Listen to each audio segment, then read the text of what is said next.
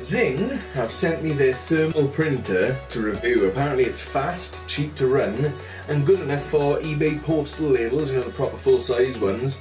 And the reason I'm trying it out is because my video on the Dymo label writer, the 4XL and the 450, that video was really successful and lots of people liked it and viewed it and shared it, and I got loads of subscribers from the video as well. So I thought I want to try this printer out, do a full review, test it and see how good it is, how it compares to the Dymo label writer. That'll be interesting because I've owned that now for a few years. It's done brilliantly, so let's see what this one's like. Scruffles, do you mind? I need to put a blade through this thing. You're right where I don't want you, but excuse me, please. Thank you, cutie.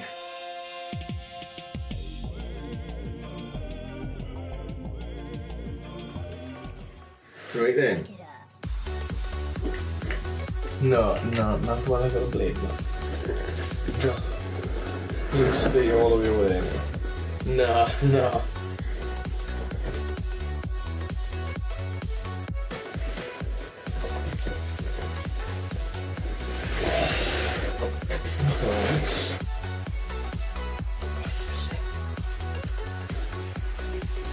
Yeah.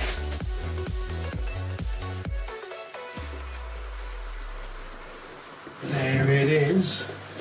Well packaged. Got loads of those foam things in there. So when people are throwing the boxes around on the back of, well, you know who you are. He's already eating the box. Alright then. You can either stay here or go play with that. It's up to you. I thought you might. So, let's have a look. Zing Logistics Label Printer. Thermosensitive method.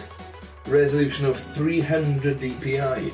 So the higher resolution on this is going to make those QR codes much more clear, less shipping problems, and if you're doing graphics like putting your logo on the label, it's going to look a lot nicer. God, look, it's something that actually includes a CD with like, yeah, drivers. I was going to think, okay, maybe manual or software and stuff, but driver on a disc, so you don't have to go to the website and download it. I should probably do it this way around, shouldn't I? All extra professional. Little instruction manual. My lighting is blurting it out. Blurting. Safety, blah blah blah, who cares about safety. Unpacking the label printer. Nice graph. Do you mind? And there's a label holder there. I said it's separate because on the Dymo label writer it's built into one, and that's the only thing I've got to compare it with. Okay, looks cool. Looks like it's got a better mechanism inside for centering up the papers. So, do you mind?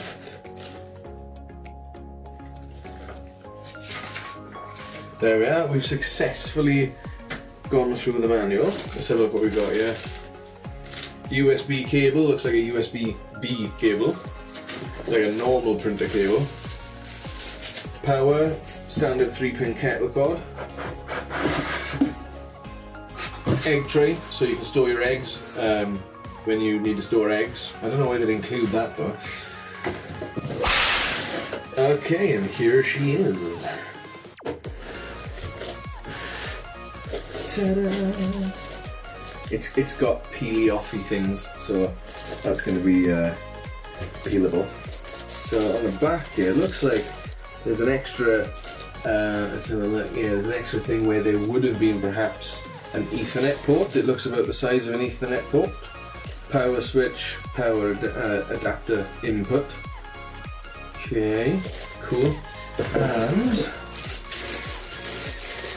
that's the power pack, cool.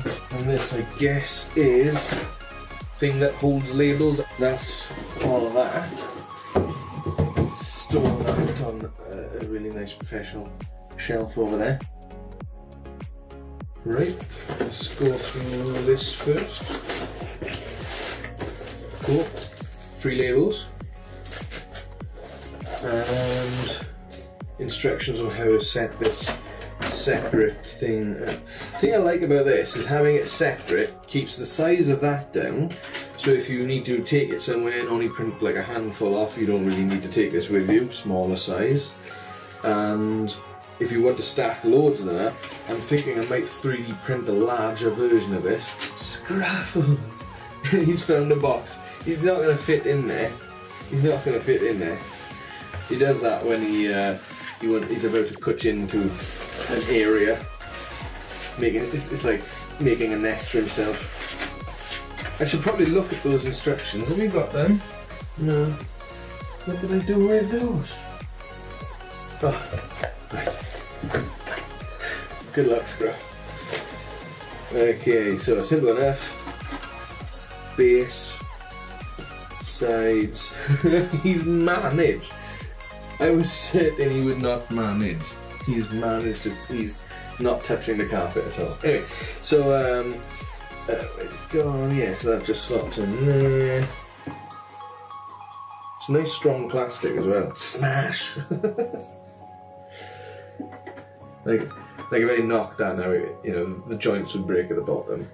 But it's definitely strong plastic, especially when this support goes in. There you go.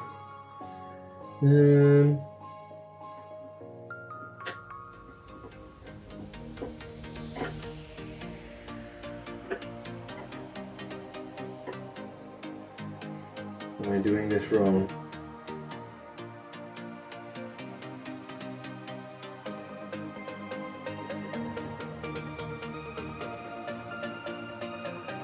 I was, but I don't know why it wouldn't have gone in actually.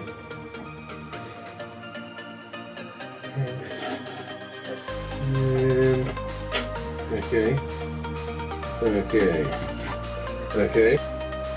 Well, that's come out now. I didn't line it up right at the top. Okay. Yeah, these latches that sort of hold it in, and I didn't hold it in when I pushed it down. And that was good. And the final piece. Where does that? Oh, right. It looked like it was going in the back there, but of course that goes there. I guess that's for if you've got a spool of labels. That's going to hold loads as we go along. Do you mind ever so much? Do you mind ever so much? Thank you. Right. I don't know, we'll see as we progress. That is that done, at least. Okay. So, the Zing 300. I don't know if it's, well, I would say Pro there, wouldn't it? I know there's 2 versions of this, and this must be the Pro one.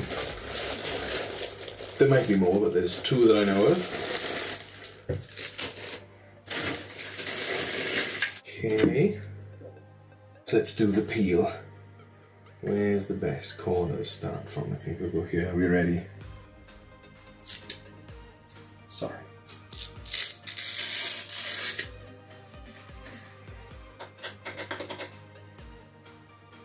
Is that a crack? No. Actually got a scratch just by the power. Yeah, I don't know if we can see that on the camera. Just above the line for the power, where there's now a fingerprint because I put my finger on it. Orientation is terrible when you're working in reverse. I don't know if that's going to show up or not. I know. Let's take a picture. Oh wow, it doesn't show on the camera. Oh, there we go. That was there. I didn't do it. Just in case, I do have to return this, so I don't want them thinking I've done that. Okay. So it's nice quality. It's got a nice weight to it. It's it feels high quality. So.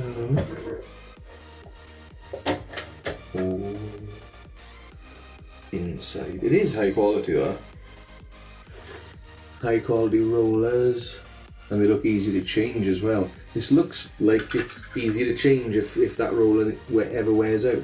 There's like a see-through thing going on there. Okay, so yeah, on the inside here, which I should probably show with this second image, my B-roll camera. So yeah, everything very high quality. There's that roller. This see-through section here, which looks like it lifts up with those two clips, and that looks to be like an infrared sensor. So it might have something to do with being able to move it if you have labels which have holes off to one side, so that the motor can stop in the correct position. So it's useful to have that in case you need to make an adjustment for certain labels which may not have the hole in the correct position. Okay, cool. That is the unboxing video complete. The next step is to plug it all in and see how easy it is to set up on a Mac and a PC.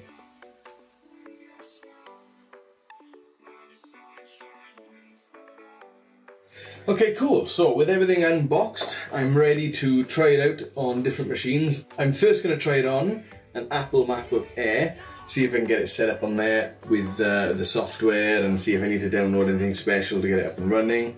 And then on a separate video, I'm going to do the same thing on a PC to see if it can be installed just as easily on a PC.